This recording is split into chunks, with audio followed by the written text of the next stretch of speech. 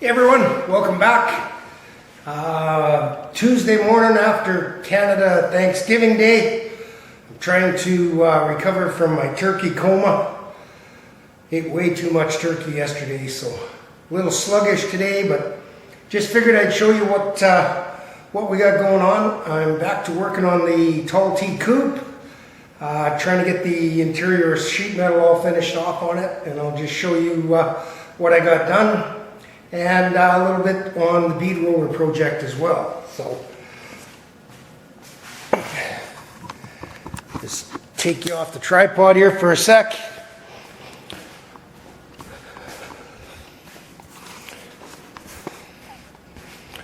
Okay, on the inside here, I had to put some filler strips in on the side.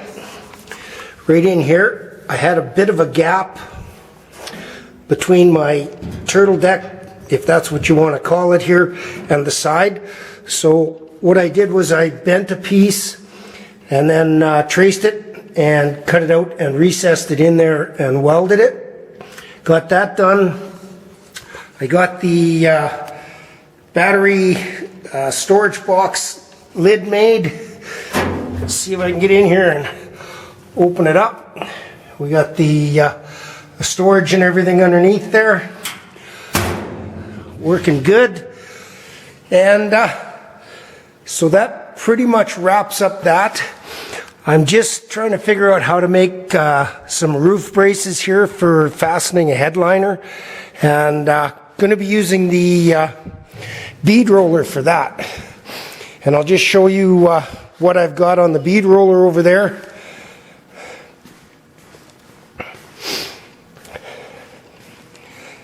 So the bead roller, I've done a whole bunch of work to. What I've done is all 4 pillow blocks. I drilled and tapped them for grease fittings. I completely reworked the top clamp now. It's much easier to operate. And I also put on a lever on the nut here so that it's easier to lock this down.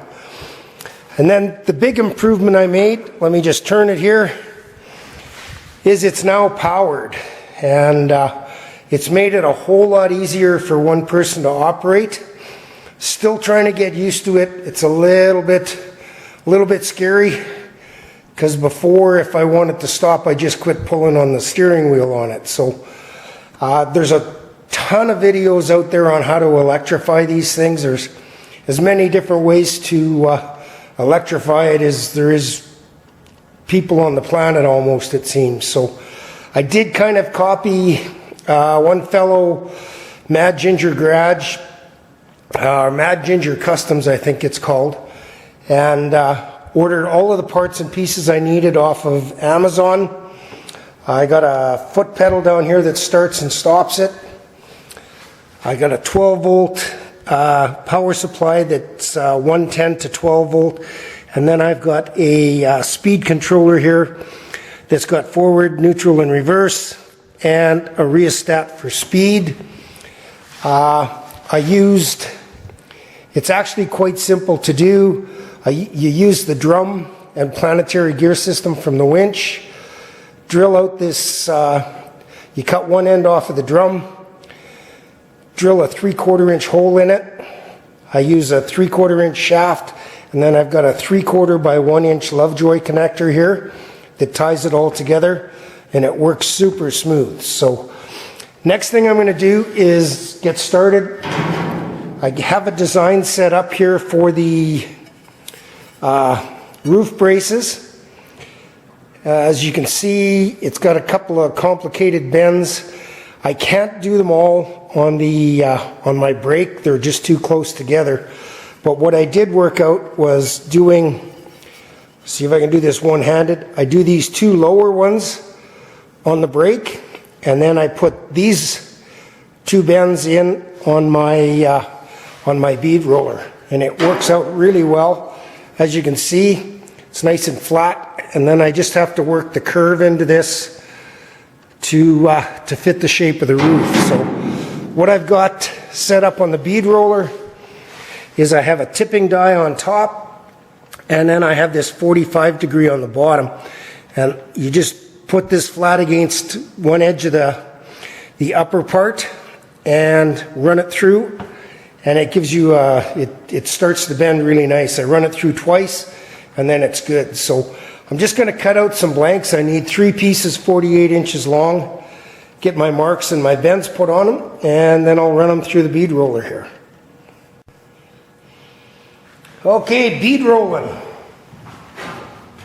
So I've got my blank bent, and I've scribed a mark on each side where I'm going to run it through the bead roller.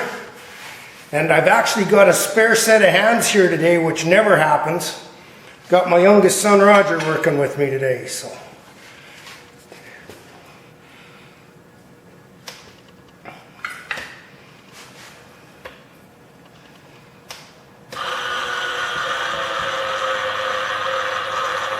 Having power is just freaking awesome.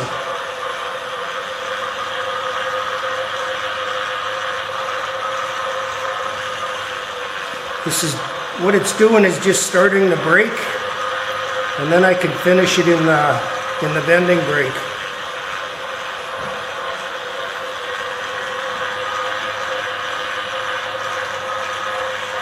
Running it at pretty low speed. It'll go slower, yeah. But I'll tell you, it's sure a lot nicer than turning that stinking steering wheel by myself. I can stay way straighter.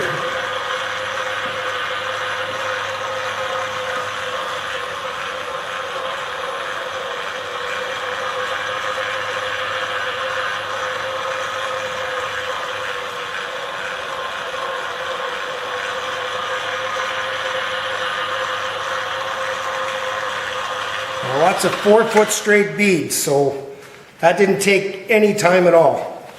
Okay guys, if you're going to electrify your bead roller, I highly recommend it.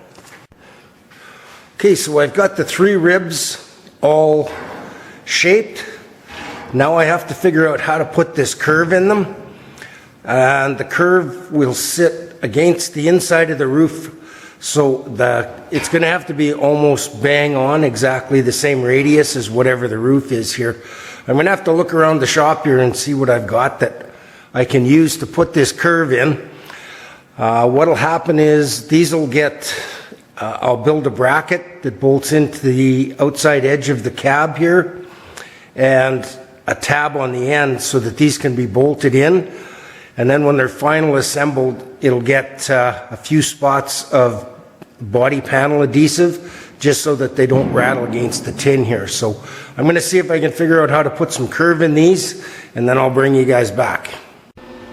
One of the things I found I had to do here was I had to cut these little shaped tabs for the end and weld them onto the end of each rib.